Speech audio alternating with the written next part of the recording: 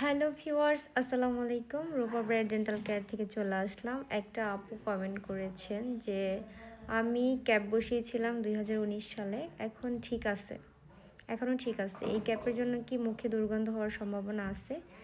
Reply দিবেন। হ্যাঁ, অবশ্যই আপনার এই কমেন্টটা আমার কাছে খুবই ভালো লাগছে। এটা একটা শিক্ষণীয় জিনিস। সো ভিউয়ার্স, জানা যাক যে মুখের দুর্গন্ধ কিন্তু অনেক কারণেই হতে পারে। সেটা অনেক সময় ক্যাপের কারণেও হতে পারে, অনেক সময় মুখের ভিতরে অনেক ফিলিং যে করান আপনারা, এই ফিলিংয়ের কারণেও কিন্তু হতে পারে। আর একটা কারণ হচ্ছে মুখের জিঞ্জিভাইটিস, মাড়ি প্রদাহর যে সমস্যাগুলো থাকে, এগুলোর কারণেও কিন্তু দুর্গন্ধ ছড়াতে পারে। অনেক অনেক কারণ আছে, এই কারণগুলোর জন্য কিন্তু মুখের ভিতরে দুর্গন্ধ ছড়াতে পারে।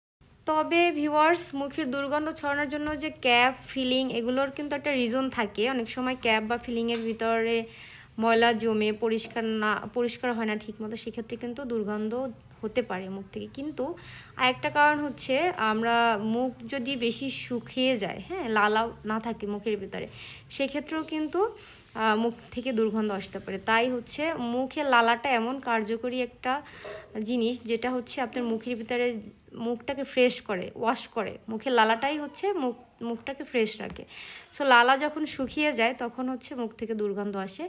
তারপর সকালে বিকালে 2 বেলা ব্রাশ করবেন। ব্রাশ যদি সুন্দরভাবে করতে হবে। যেমন হচ্ছে ব্রাশের করতে গেলে অনেক সময় আমরা কিন্তু জিব্রা ব্রাশ করি না। জিব্রার পিছনের যে অংশটুকু খাবার জমে, ওইখানেও কিন্তু দুর্গন্ধ হয়। এটা কিন্তু আমরা অনেকে করি না। যাদের মুখে দুর্গন্ধ হয় তারা হচ্ছে ব্রাশ করতে গেলে জিব্রাটাও ব্রাশ করবেন।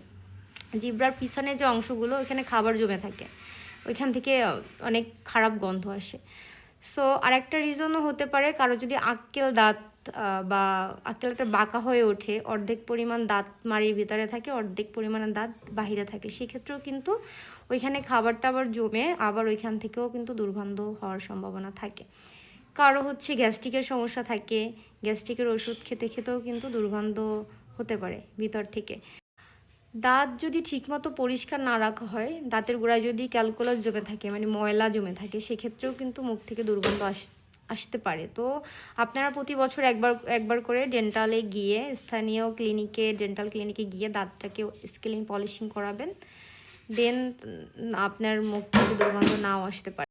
রাতে যখন ঘুমাতে যাবেন ভিউয়ার্স, তখন হচ্ছে দাঁত ব্রাশ তো করবেনই, তারপর ডেন্টাল ফ্লস দিয়ে 2 দাঁতের মাঝখানে সুতা দিয়ে পরিষ্কার করবেন। ওই 2 দাঁতের মাঝখানে যখন খাবার জমে থাকে, তখন কিন্তু আপনার ওই খাবারটা পচে আবার ওইখান থেকে ব্যাড স্মেল আসতে পারে। So be careful. কয়েকটা রোগের কারণেও কিন্তু আপনার মুখ থেকে দুর্গন্ধ আসতে পারে, যেমন হচ্ছে ডায়াবেটিস, স্ট্রোক, তারপর গ্যাস্ট্রিকের সমস্যা।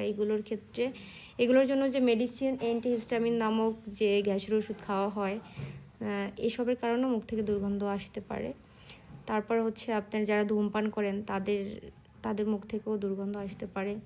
আর আমরা তো এখন মেয়েরা ডায়েট যে পরিমাণে ফলো করি, এই কিটো ডায়েট, লো কার্বো ডায়েট, এসব ডায়েটের কারণে কিন্তু মুখ থেকে দুর্গন্ধ হতে পারে। ঠিক আছে, সো অবশ্যই ডায়েট চার্ট মেনে ডায়েট করতে হবে।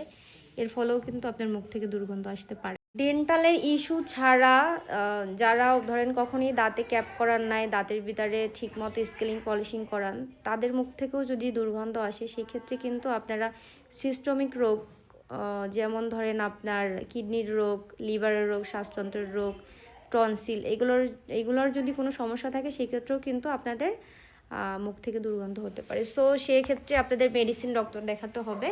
আগে ডেন্টালের পরামর্শ অনুযায়ী যে কোনো ধরনের ট্রিটমেন্ট নেওয়ার পরে যদি আপনার মুখের দুর্গন্ধ না কমে, সেক্ষেত্রে আপনি মেডিসিন ডক্টর দেখাতে পারেন। সো আমাদের এখানে অভিজ্ঞ ডক্টর আছে আরও 3 থেকে 12 জনের মতন। সো আপনারা আসলে তাদের সাথে পরামর্শ নিতে পারেন। আর আমি তো সাথে আছি আপনাদের। সো আশা করি সবাই বুঝতে পারছেন। ভালো থাকবেন, সুস্থ থাকবেন। আর অবশ্যই 2 বেলা দাঁত ব্রাশ করতে হবে, সকালে খাবার আগে আর রাতে খাবার পর। সো সবাই সুস্থ থাকবেন, ভালো থাকবেন। আল্লাহ হাফেজ, আসসালামু আলাইকুম।